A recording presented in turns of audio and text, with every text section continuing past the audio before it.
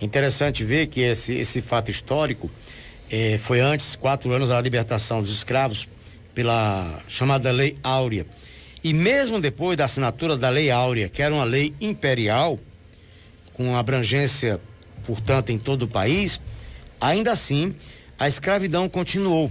E houve um modelo de semi-escravidão que veio a perdurar por séculos, mesmo após a libertação oficial da escravatura. Eu conheci uma senhora, ela era neta de escrava, e ela dizia para minha mãe era uma historiadora, ela gostava de anotar coisas, e essa senhora, ela era um verdadeiro cartório vivo, ela sabia de data de tudo, era analfabeta total, mas ela era um verdadeiro cartório vivo, ela sabia o nome das pessoas, sabia a data de nascimento, a origem de todas elas, era uma enciclopédia. E eu era garoto, via minha mãe conversando muito com ela, mãe fazendo as anotações, minha mãe era professora, fazendo as anotações, e ela sempre falando, ela dizendo assim: olha, dona Jazi, quando a minha avó foi recebeu a alforria, foi alforriada, foi um choro muito grande aqui na fazenda dos parentes aqui do João Ximenes, da fazenda dos Ximenes. Eles eram lá. Groaíras? Próximo a Groaíras. Só tem Ximenes ali, exatamente. Né? Então, um choro muito grande, porque no dia em que o coronel chegou e falou para o pessoal, reuniu todo mundo e disse: olha, a partir de hoje existe uma lei que vocês são livres, não são mais meus escravos.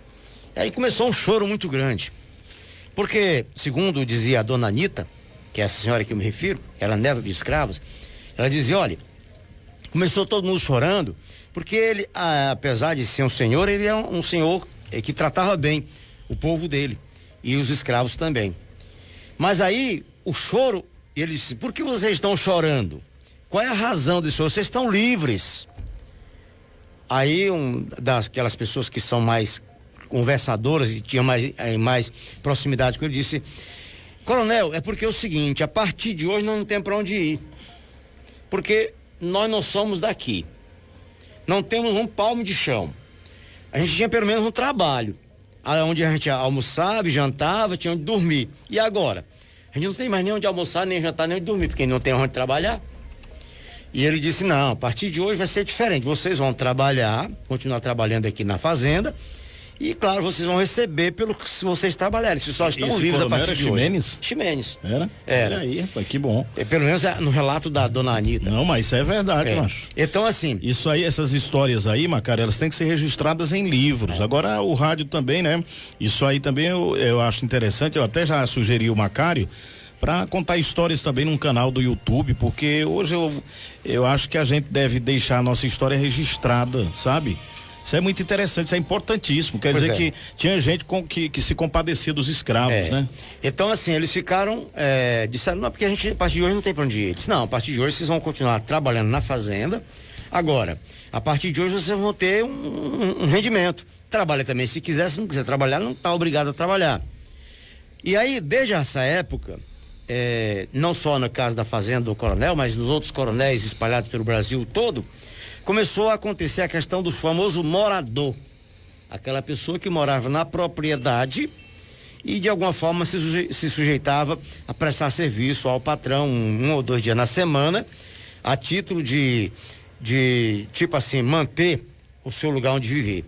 Então, saiu daquela escravidão oficializada para uma escravidão oficiosa, uma semi-escravidão. Ele não era obrigado a trabalhar, mas também não recebia nada. E aí também não tinha mais aquele acesso como tinha na senzala, o almoço, a janta, enfim. Tinha que trabalhar para ganhar comida. Tinha que trabalhar, né? Então, assim, de alguma forma, houve e ainda perdura até os dias de hoje um sistema muito parecido com esse sistema o cara é morador.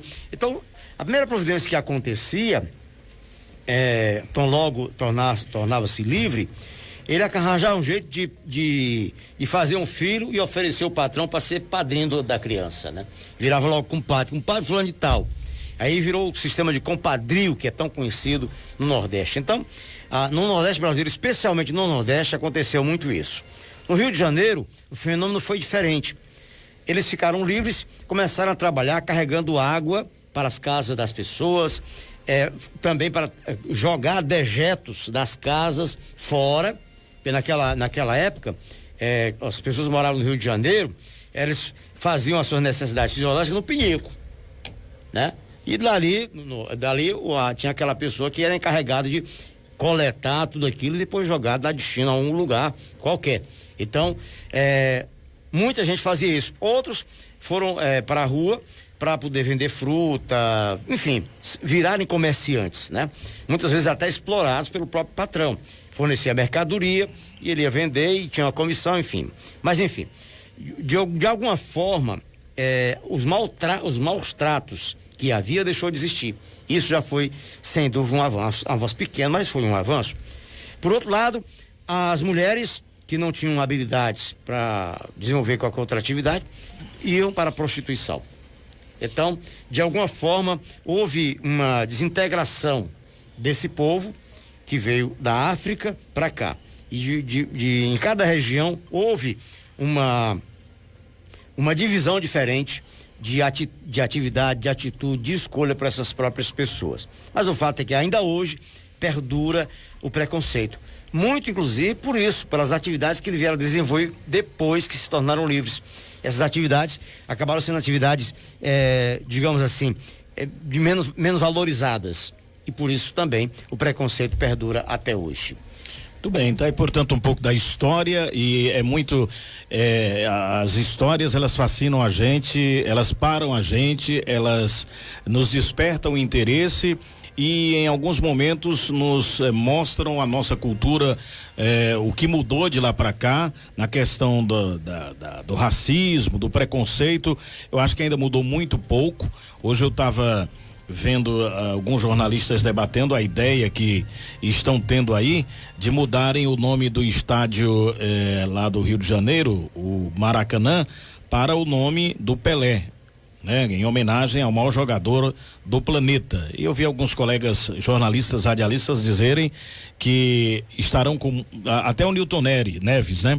Diz o seguinte, que mais uma vez vai entrar no debate o Pelé na discussão. O Pelé não aceitou a Sandra, que era filha dele, o Pelé não aceitou, o Pelé nunca lutou contra o racismo, o Pelé, quer dizer, desconsiderando o Pelé por conta de algumas questões da vida pessoal dele, desconsiderando o que ele ofereceu à população brasileira e que fez, inclusive eles arriscaram a dizer, né?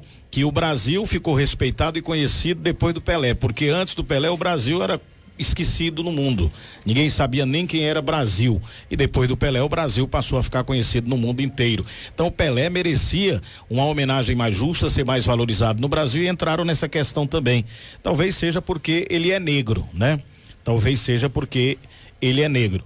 E aí você traz essa história à tona. Nós temos aí também, dentro do período da escravidão, um relato muito rico de que existiam pessoas que se compadeciam dos escravos, que eram amigas dos escravos e que de alguma forma contribuíam.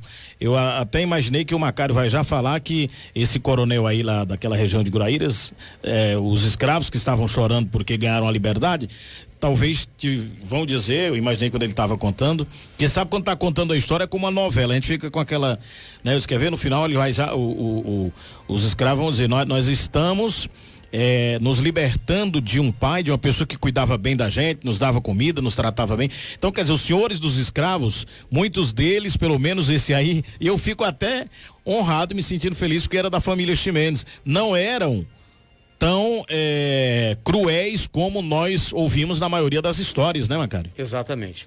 Então, assim,